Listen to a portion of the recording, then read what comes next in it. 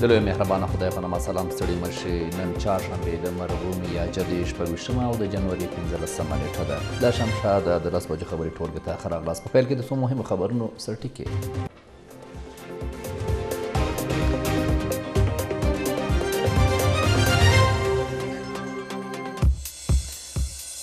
د افغان کډوالو پر وړاندې د پاکستاني پولیسو چلند غندلی. په دې هیواد کې افغان سفیر د ملګرو ملتونو لوړپوړو چارواکو سره لیدلي.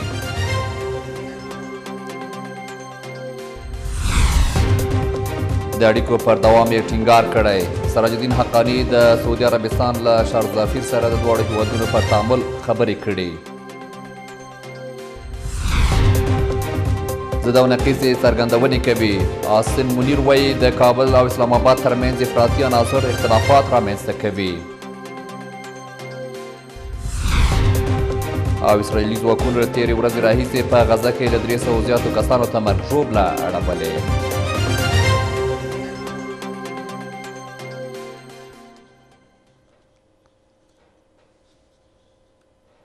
ښه راغلاست. دا هم بشپړ خبرونه. په پاکستان کې افغان سفیر په دې هیواد کې د کډوالو لپاره د ملګرو ملتونو عالي کمشنرۍ مشرې سره په لیدنه کې پر یو شمېر مهمو موضوعاتو خبرې کړي. په اسلام آباد کې افغان سفارت پر ایکس پاڼه لیکلي چې په دې لیدنه کې افغان سفیر په اسلام آباد او راولپنډۍ کې د افغان اتباعو د نیول کېدو او ځورونې په اړه ژورې اندېښنې څرګندې کړي دي. افغان سفیر ټینګار کړی چې د PORACC او شارپ ټوکن لرونکو له حقونو دفاع او د هغوی لپاره د لازم اسانتیاو برابرولو په برخه کې باید یونسیار لازم اقدامات وکړي. نوموړي همداراز ویلي پولیس د افغان کډوالو د کورونو تلاشي کولو سربیره د ښځو او ماشومانو په ګډون هغه افغان اتباع چې ویزې او قانوني اسناد لري نیسي او په ځینو مواردو کې ترې د رشوت او د ډیرو پیسو غوښتنه کوي. بل ورته د کډوالو لپاره د ملګرو ملتونو د عالي کمشنرۍ مشرې فلیپا هم د افغان کډوالو په اړه د پاکستان د امنیتي ادارو وروستیو اقداماتو په اړه اندېښنه څرګنده کړې او ویلي دي په دې اړه د پاکستاني چارواکو سره څو غونډې کړي ترڅو ډاډ ترلاسه کړي چې له افغان کډوالو سره دا ډول چلند پای ته ورسوي.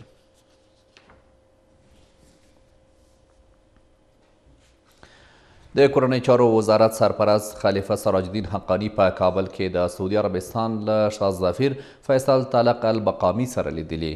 دغه وزارت په یو خبرپاڼه کې ویلي چې دواړو لوریو د افغانستان او سعودي عربستان ترمنځ د ژورو اسلامي او تاریخي اړیکو پر اهمیت خبرې کړي. د خبرپاڼې له مخې فیصل طلق البقامي له افغان حکومت سره د اړیکو د لا پرمختګ ژمنه کړې او د دواړو هیوادونو ترمنځ د ګډو اسلامي او کلتوري ارزښتونو پر بنسټ د همکاریو پر دوام ټینګار کړی.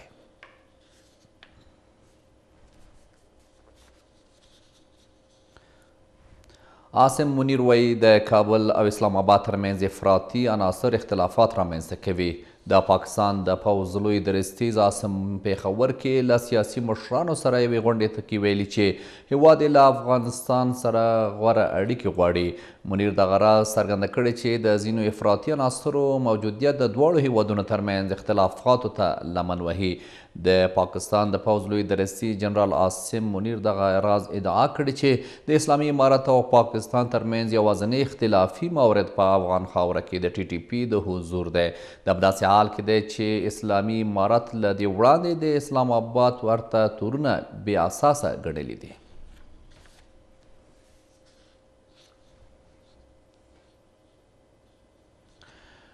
اوچا روان زیږدیز کال سبان د 14 میلیونو افغانان روغتیايي خدماتو ته اړمن بللي. د ملګرو ملتونو د بشري مرستو د همغږۍ په خپل تازه راپور کې ویلي په راتلونکي زیږدیز کال کې به په افغانستان کې 14.3 میلیونه افغانان روغتیايي خدماتو ته اړتیا ولري. اوچا ویلي روغتیايي خدماتو ته اړتیا لرونکو کسانو په ډله کې 23 سلنه ښځې 53 سلنه ماشومان او معلولیت لرونکي کسان هم شامل دي. دغه سازمان زیاته کړې چې روان کال به د دوی وکولی شي له دغه شمېر 9.3 میلیونو ته رسیدنه وکړي.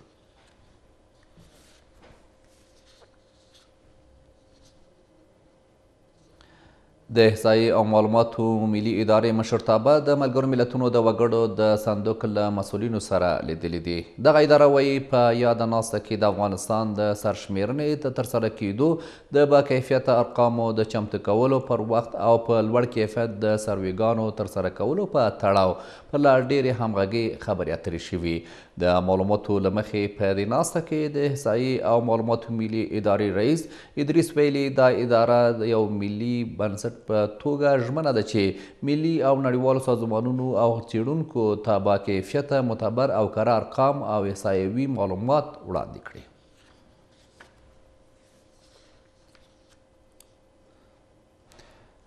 د اقتصاد وزارت سرپرست افغانستان کې د ملګرو ملتونو د سرمنشي له استازي سره په کتنه کې پر اقتصادي لومړیتوبونو خبرې کړې. اقتصاد وزارت پر ایکس پاڼه لیکلي چې په دې کتنه کې دواړو لورو د متوازن انکشاف په برخه کې د خلکو د اقتصادي اړتیاو او پراختیایي لومړیتوبونو سره د بشري مرستو د بهیر د اغیزمن او شفاف تطبیق په اړه خبرې کړې. دغه وزارت سرپرست د کرنې او مالدارۍ د پراختیا، د روغتیایي خدمتونو د پراختیا، د خوړو د خوندیتوب، ټولنیز معافیت، د کوچنیو او منځنیو تشبثاتو د پیاوړتیا، د خصوصي سکتور د ملاتړ او د مهارتونو د پراختیا په برخو کې د نړیوالې ټولنې د ونډې او ملاتړ ټینګار کړی دی. سرپرست وزیر دغه راز زیاته کړې چې په 2015 زېږدیز کال کې باید د پراختیایي پروژو او فعالیتونو په پلي کولو کې زیات تمرکز وشي څو په بېلابېلو سکتورونو کې د کار زمینه برابره شي. کډوال او راستنېدونکو چارو وزارت د 6 مؤسسو سره د لسګونو میلیونو افغانیو په ارزښت هوکړې لاسلیک کړي. دغه وزارت د خبرپاڼې په خپرولو سره ویلي له اکټیډ د بشري سولې رامنځته کوونکو، د ترحم لښکر د بشري مرستو همغږۍ، د ښځو د ټولنیزو خدمتونو او د پیاوړتیا او عدالت غوښتنې مؤسسو سره د څه باندې 88 میلیونو افغانیو په ارزښت 6 هوکړې لاسلیک کړي دي. د دغه هوکړو له مخې اړوندوي مؤسسې ټاکلې پیسې په کابل، ننګرهار، هرات، کندوز، میدان وردګ، کندهار او بلخ ولایتونو کې د پلیو لارو جوړولو، د اوبو رسونې شبکو، د برېښنا سیستم، د استنادي دیوالونو جوړولو او ښوونځیو جوړولو ولګوي. د معلوماتو له مخې دغه راز د هوکړو له مخې به یادې مؤسسې د وړۍ اوبدلو وسایلو ویش، د شاتو مچیو نغدي مرستو ملاتړ، خوراکي توکو د ماشومانو بیا میشتېدنې، د 4 ټولنیزو مرکزونو ملاتړ، د کار په بدل کې پیسو د خوارځواکۍ، د کڅوړو ویش او د بڼوالۍ د وسایلو په برخو دغه پیسې لګول کیږي. دا هوکړه لیکونه د کډوالو او راستنېدونکو چارو وزارت مسلکي مرستیال عبدالرحمن راشد او د یادو مؤسسو د استازو ترمنځ لاسلیک شوي دي.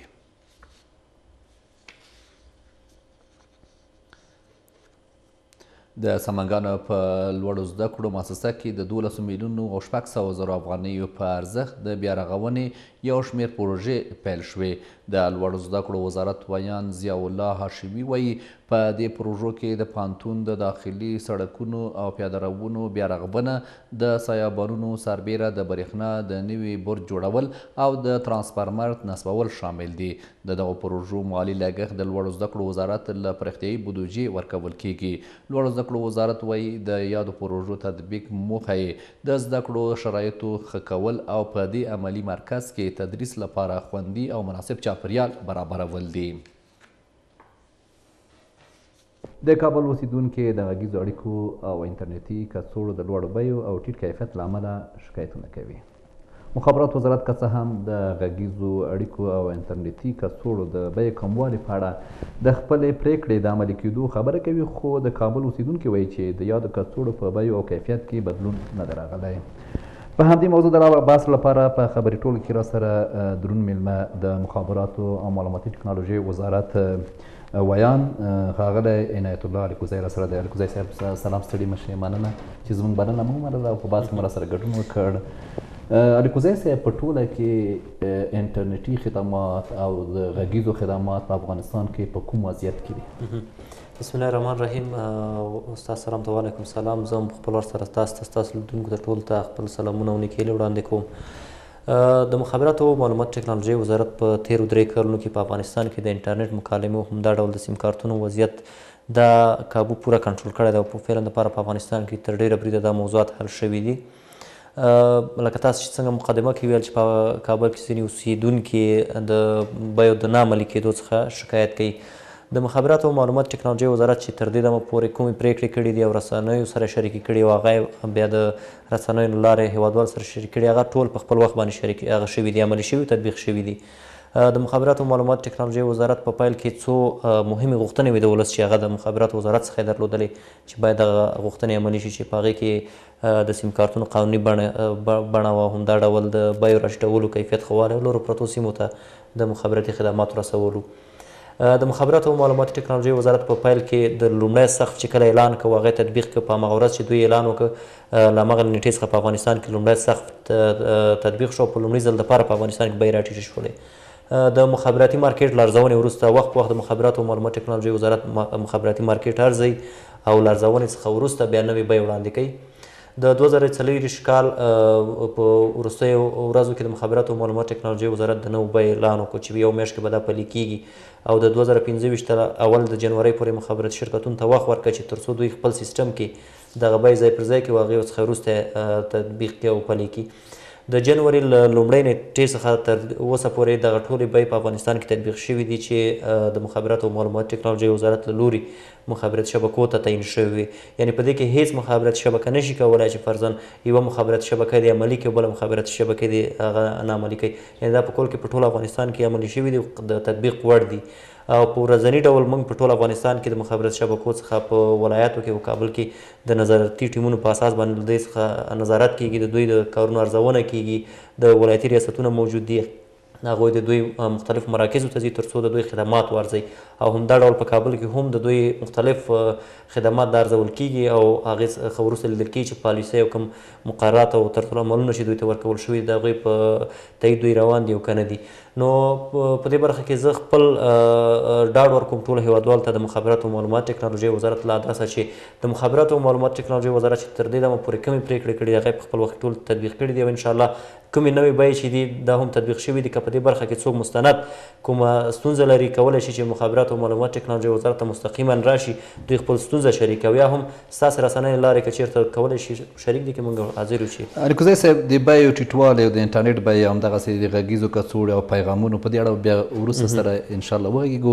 لومړی به راشو چې ډېره مهمه مسله د سیم کارتونو راجستر مسله او بل د سیم کارتونو هغه فروشات وو چې په تور بازار کې خرڅېدل بدون د اسنادو نه هر چا په اسانۍ سره ترلاسه کولی شي یو سیم کارت واخلي او هغې سیم کارت نه مثلا ناوړې ګټې پورته کړي. په دې برخه کې تاسو څونه توانېدلي تر اوسه پورې خو داسې بیا به دغسې یو مرکز نه وي یا داسې ځای به نه وي پیدا شوی چې اوس هم همدغسې د تور بازار لارې سیم کارتونه په خلکو باندې خرڅ سي؟ د مخابراتو او معلومات ټکنالوژۍ وزارت د یوه جامع طرز العمل په اساس باندې چې مخابراتي شبکو سره شریک شو، له هغې ورځې را په دې خواته په ټول افغانستان کې هیڅ مخابراتي شبکې نه غیر قانوني سیم کارت پلورلی دی او نه پلورلی شي او دا نه د مخابراتو او معلومات ټکنالوژۍ وزارت دا اجازه ورته ورکوي چې په افغانستان کې د غیر قانوني سیم کارتونه ویشل شي. ګورې دا یوازې دا موضوع نه ده چې د مخابراتو او معلومات ټکنالوژۍ وزارت دا موضوع کنټرول کړي، دا د هیواد په سطح یوه حیثیتي موضوع وه. هیڅ یو هیواد تاسو نشئ لیدلی چې په هغې کې د سیم کارتونه په آزاد بازار کې په ټوکریو کې او په عادي دوکانونو کې حتی سکرچ کار سره یو ځای د هغه سیم کارتونه وپلورل شي، بیا چې له هغې څخه هر ډول استفاده کېږي هغه استفاده کې وشي، بیا د بېرته هغه سیم کارت وغورځول شي ځکه مسؤلیت چا ته راجع کېږي نه، او بیا بازار ته دې لاړ شي په 20-30 افغانیو د بل سیم کارت واخلي او هغې څخه چې د هر ډول استفاده کېږي هغه دې وکړي. نو فعلا دپاره په ټوله معنا سره په افغانستان کې سیم کارتونه کابل شوي دي، یعنې هېڅ راز غیر قانوني سیم کارتونه موجود نه دي. کله ناکله په یو نیم وخت کې چې د مخابراتو او معلومات ټکنالوژۍ وزارت نظارتي ټیمونه په ځینو برخو کې دوی نظارت ترسره کوي، هغه هم په یا عامو دوکانونو کې یا عامو ځایونو کې کوم سیم کارتونه موجود دي هغه هم نیسي، او یا هم که چېرته فعلا دپاره د افغانستان په مختلفو سیمو کې د طرز العمل خلاف باندې کومه کړنه ترسره شوي هغه برخې سره قانوني برخورد شوی دی، حتی ځینو برخو کې د دوی هغه مراکز چې دي هغه تړل شوي دي، تر څو دوی موږ غواړو چې دا بڼه دا سیم کارتونه په افغانستان کې فعلا چې قانوني بڼې ته راغلي دي هغه سیم کارتونه چې پخوا ویشل شوي دي هغه هم ورسره ثبت راجستر شي په نوي طرز العمل په اساس باندې، او موږ په افغانستان کې هیڅ را سیم کارت غیر قانوني ونه لرو چې انشاءالله دا پروسه تر دې دمه پورې پوره مدیریت شوې ده او تر ډېره بریده سیم کارتونه موږ په افغانستان کې ثبت راجستر کړي. الګزی صاحب دا یو ډېر ښه نیک اقدام و چې د هغه سیم کارتونو مخنیوی وشو چې په بازار کې بدون د اسنادو بدون د پیژندپاڼې خرڅېدل حتما دا هم په مخابراتو په هغه د پانګې یعنی د افغانستان په هغه ټاکس برخه کې مثلا ګټه پورته کیږي چې که چېرته راجستر شو حتما به مالیه هم مخابرات وزارت ته ورځي. او بله خبر دا په امنیت باندې هم یو ډېر ښه تاثیر غورځولی شي او ښه تاثیر هم غورځولی دی. خبره د راجستر ته راغلله، یعنی تاسې خلک مکلف کړي دي څوک چې سیم کارتونه لري چې نه دي راجستر کړي هغه باید راجستر شي، یا هغه سیم کارت بند شي یا راجستر شي. خو دلته بیا دغه کله چې یو خصوصي سکتور په یو هیواد کې پانګونه کوي، دولت دې دپاره هغې ته لومړیتوب ورکوي چې خلکو ته اسانتیاوې برابر شي او کارونه یې په چټکۍ سره مخته لاړ شي. خو دلته لیدل کېږي په سهار کې چې کله د دندې په لور موږ ځو، دغه مخابراتي شبکو هغه کوم سایټونه دي چې موږ یې ګورو په قطارونو په د یخ باندې د راجستر دپاره ورته ولاړ وي. په دې برخه کې مخابرات وزارت ولې دوی باندې فشار نه راوړي چې دوی د خپل خدمات لږ وغځوي؟ او ځکه خصوصي خو داسې دی چې پیسو په بدل کې دوی د خدمات وړاندې کوي، هم پیسې ورکوي هم په قطارونو کې ورته ولاړ دي. یعنې یو څوک یو سیم کارت راجستر کوي 3 ورځې 4 تر اونۍ پر رسېږي، هغه دې ته نه بریالی کېږي چې یو سیم کارت په 1 اونۍ کې راجستر کړي. په دې اړه هم تاسو کوم اقدام کړی دی شبکو سره غږېدلي چې تر څو دغه باید هغه څنګه چې دوی پیسې اخلي باید هماغسې خدمات هم ورته وړاندې کړي؟ ګوره زاده صاحب، په پیل کې چې کله دا پروسه پیل کېدله، یعنی هر کله چې یو پروسه پیل کېږي د هغې دپاره پلان جوړېږي او د هغې د تطبیق د پروسې دپاره ځینې موارد په نظر کې نیول کېږي چې باید دغه موارد په نظر کې ونیول شي تر څو دا پروسه هغه شي تطبیق شي په افغانستان کې. د مخابراتو او معلوماتي ټکنالوژۍ وزارت چې کله دغه پروسه تطبیقوله په افغانستان کې، چون سیم کارتونه ډېر وو، مخابراتي شبکو ظرفیت هومره نه و چې دغه سیم کارتونه دې په لنډ وخت کې په ټول افغانستان کې ثبت راجستر کړي. مخابراتي شبکو سره ناستې وشولې او دوی ته وویل شول چې دوی باید د خپل پرسونل ډیروالي په موخه باندې ځینې کسان بالمقطع وګماري، یعنې لنډ وخت لپاره یې وګماري تر څو د سیم کارتونو پروسه ورسره راجستر شي. له یوه لوري به ځینې خلک په دندو ګمارل شوي وي او له بل لوري به موږ توانېدلي چې په افغانستان کې ډېر شمېر سیم کارتونه ثبت کړو. فعلا دپاره هر مخابراتي شبکې تر 1000 څخه نیولې تر 1.5 کسانو پورې دا دوی نوي استخدام کړي دي د بالمقطع کارمندانو په حیث باندې د لنډ وخت لپاره تر څو سیم کارتونه ثبت کړي. دوی مختلفو اداراتو ته ځي، دوی پوهنتونونو ته ځي، مدارسو ته ځي، مکاتبو ته ځي، جوماتونو ته ځي، یا ځینو ولسوالیو ته ځي، نواحیو ته ځي، تر څو هلته د خلکو سیم کارتونه ثبت راجستر کړي. هغه کوم بوج چې په رسمي نمایندګیانو باندې دی هغه بوج یو څه ناڅه راکم کړي. او د مخابراتو او معلومات ټکنالوژۍ وزارت مخابراتي شبکو ته دا په زغرده ویلي دي چې د مخابراتي اسانتیاو په برخه کې ولس ته باید هم اساني رامنځته شي تر څو ولس وکولی شي په اسانه ډول باندې خپل هغه کوم خدمات چې د مخابراتي شبکو له ادرسه ترسره کېږي هغه څخه استفاده وکړي. یعنې مخابراتي شبکې چې کوم خدمات ولس ته ورکوي د همدغه ولس څخه ګټه هم ترلاسه کوي، همدغه ولس د سیم کارت استفاده کوي او د هغوی ته ګټه ورځي.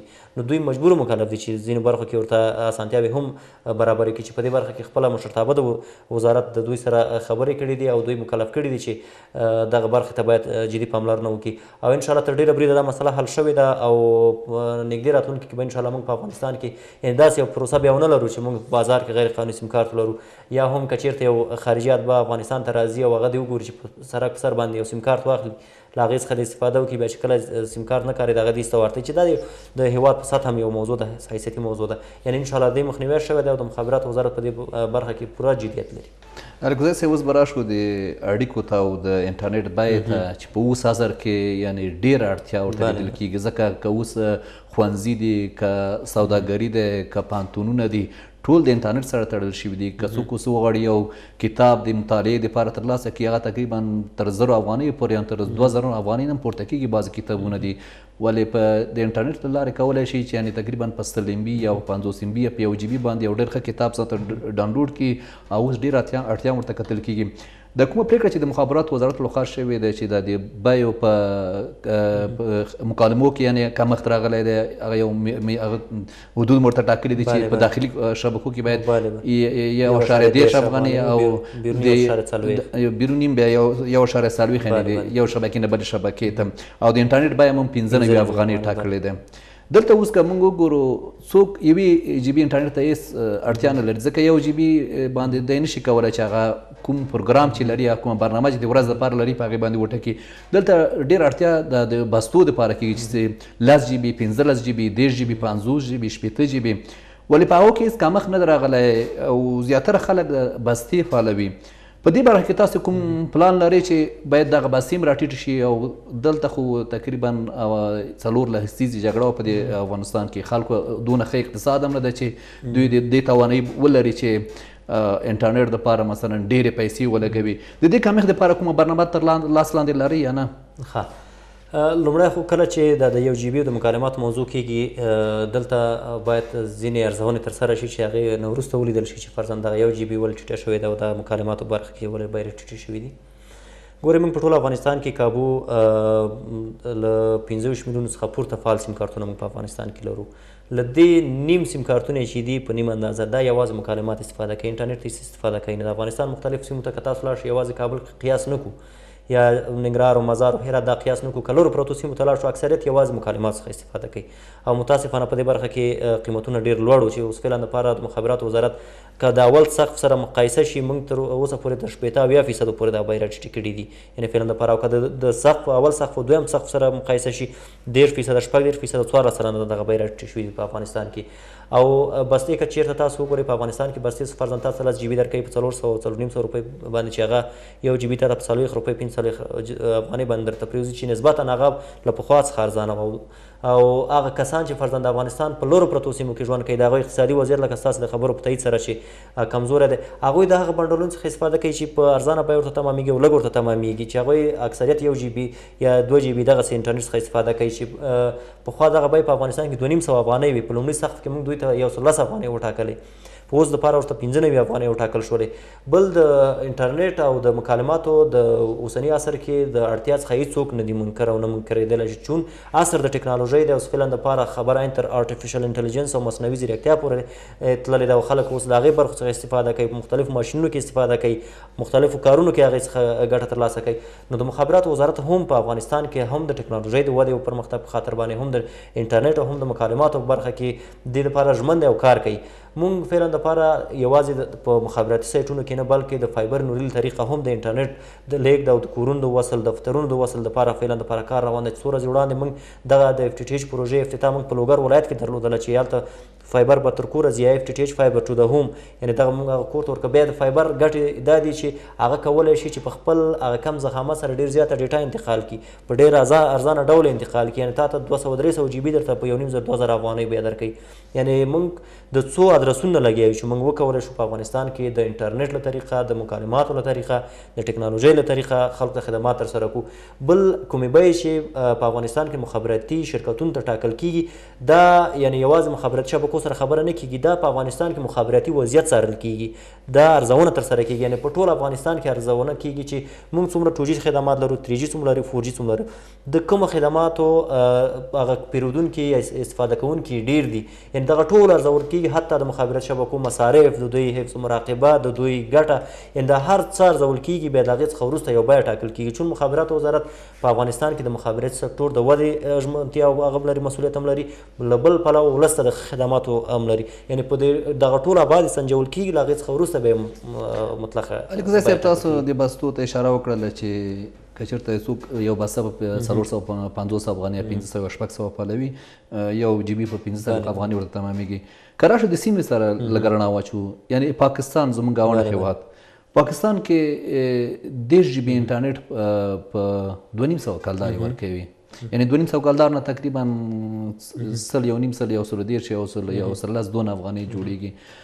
ولې د هغوی په پرتله که سره مقایسه وکړو په افغانستان کې د ګاونډي هیوادونو په پرتله باندې دلته د انټرنیټ بیه او د مکالمې بیې لوړې دي؟ ځکه پاکستان که خپل سیم کارتونه داخلي سیم کارتونه کې سره غږېږي، یو شبکه د خپلې شبکې سره غږېږي تقریبا 50 سنټه مصرف پرې راځي، او که د بلې شبکې سره 1 روپۍ مصرف پرې راځي. دلته مثلا بیا هم د هغو سره که موږ مقایسه کړو زموږ بیه لوړه ده. دلته علت څه دی؟ ولې د ګاونډي هیوادونو کې دونه انټرنیټ ارزان دی او دلته بیا په افغانستان کې دونه قیمته دی؟ ښه وخت به لرو انشاءالله چې زه لږ تفصیلي وغږېږم. ګورئ کله چې موږ افغانستان د پاکستان سره مقایسه کوو دا مقایسه غیر عادلانه ده. افغانستان د خپل ضرورت وړ انټرنیټ د هغه هیوادونو څخه لاسته راوړي چې هغه د بحر سره وصل دي. کله چې یو څوک بحر سره وصلي هغه مستقیما انټرنیټ ته لاسرسی لري. تاسو د پاکستان یادونه وکړله، پاکستان مستقیما انټرنیټ ته لاسرسی لري او اکثریت هیوادونه چې په وچه کې راګیر دي هغه هیوادونو څخه ګټه اخلي او هغه هیوادونو سره وصل دي چې هغوی د انټرنیټ سره مستقیم وصل دي. یعنې موږ دویم لاس انټرنیټ ترلاسه کوو یا دریم لاس انټرنیټ ترلاسه کوو افغانستان کې. کله چې ته د یو هیواد څخه انټرنیټ ترلاسه کوې هغه تا نه د حق العبور پیسې اخلي، صحیح ده. کله چې افغانستان ته داخل راغی په افغانستان کې مخابرات شبکې په دغه قیمت باندې خپل هغه مفاد هم وراچوي، مصارف هم وراچوي، دوی د کاسټ اپریشن پیسې هم پرې وراچوي، دوی معاشات هم پرې وراچوي. چې مستقیما دغه هیواد څخه دغه بیې لوړیږي. یعنې ته نشي کولی چې یو ځای کې ته عمده فروش نه یو سودا واخلي، په پرچون کې هم هغه سودا واخلي. که چېرته موږ بیا دغسې ووایو په ایران کې تیل ولې ارزانه دي، د اوبو څخه هم ارزانه دي، ولې په افغانستان کې لیټر په دومره دی؟ خو دغه منابع دي چې ځینې هیوادونه ورته لاسرسی لري. اوس په نړۍ کې 40 هیوادونه دي چې په مطلق پوچه کې راګیر دي لکه افغانستان.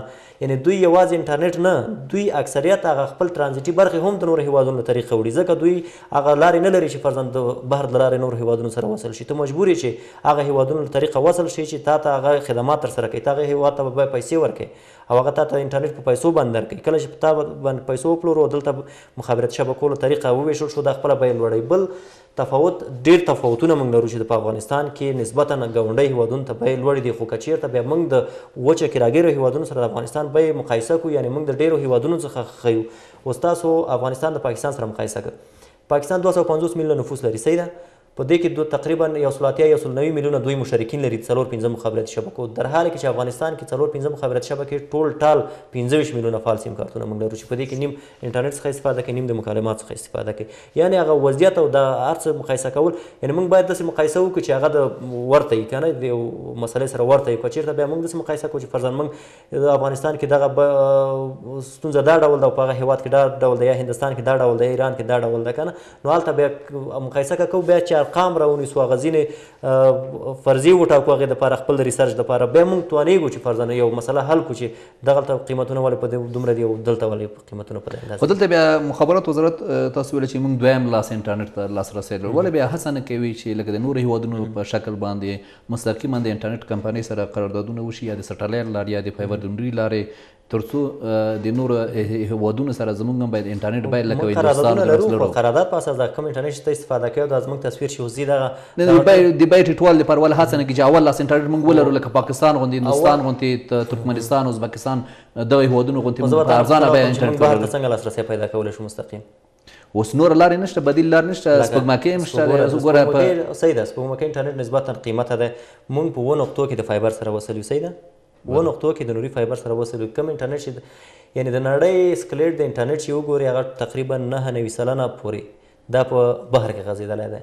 د دې څخه نړۍ استفاده کوي د انټرنیټ د خدماتو لپاره.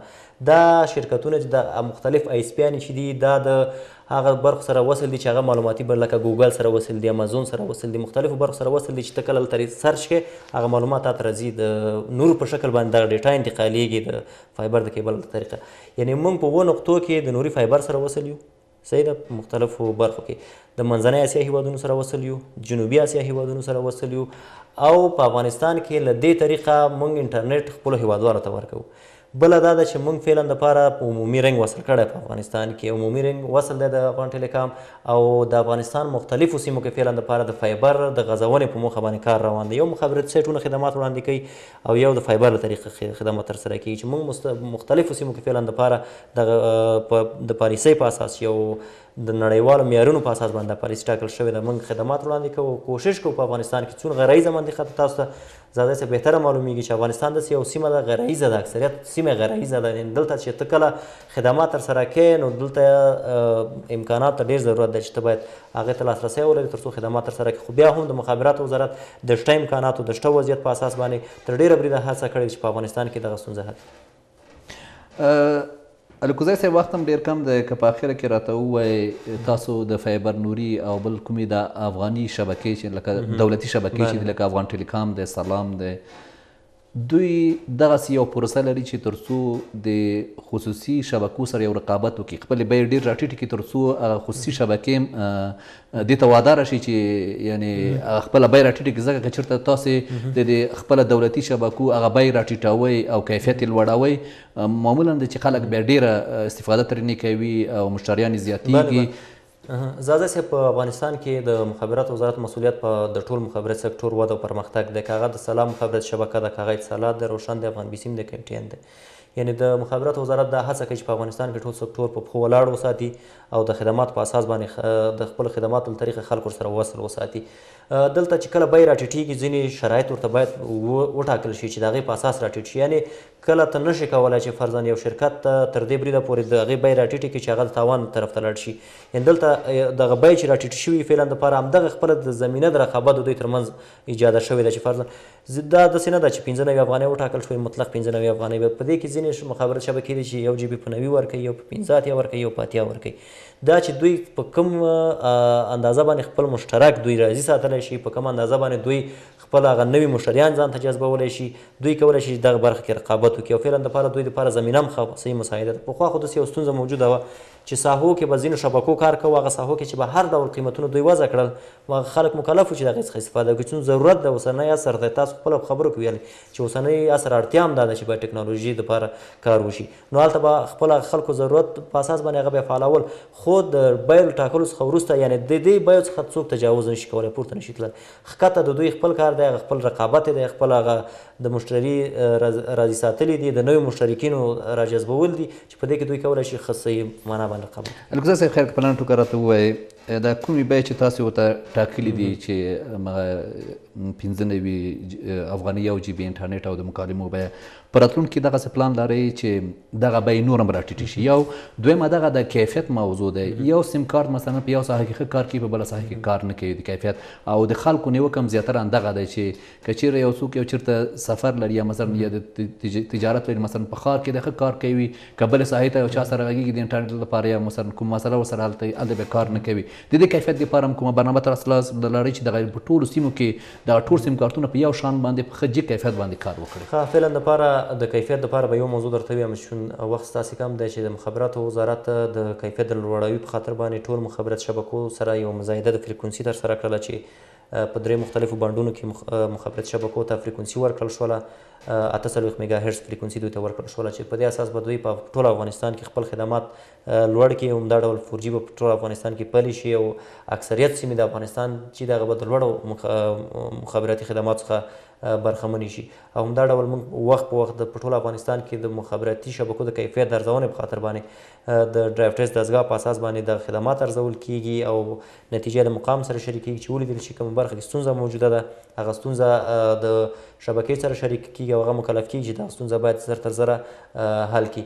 نو په ټوله کې د مخابراتو او معلومات ټکنالوژي وزارت د مخابراتي سکتور هم د ارزونې هم د پرمختګ دپاره کار کوي. همدا ډول د وخت په وخت د مخابراتو او معلومات ټکنالوژي وزارت په افغانستان کې مخابراتي مارکیټ ارزونه ترسره کوي او د هغې په اساس نوې بیې ټاکي. یعنې یو ځل پخوا یو بیه ورته وټاکل شولې، فعلا دپاره دویم ځل په افغانستان کې ارزونه ترسره شوله او د ارزونې په اساس نوې بیې وټاکل شولې او انشاءالله چې په راتلونکي کې ارزونه ترسره شوله او د دې ایجاب د اوسني وضعیت کوو نور به هم بیې راټیټ شي. د مخابراتو وزارت ویان ښاغلی عنایت الله الکوزی ډېره مننه چې زموږ برنامونه او لیدونکو ته معلومات وړاندې کړل. کور مو اباد اوسئ. د مهال خبرې ټولګه همدومره وه، له ملتیا مو مننه کوم.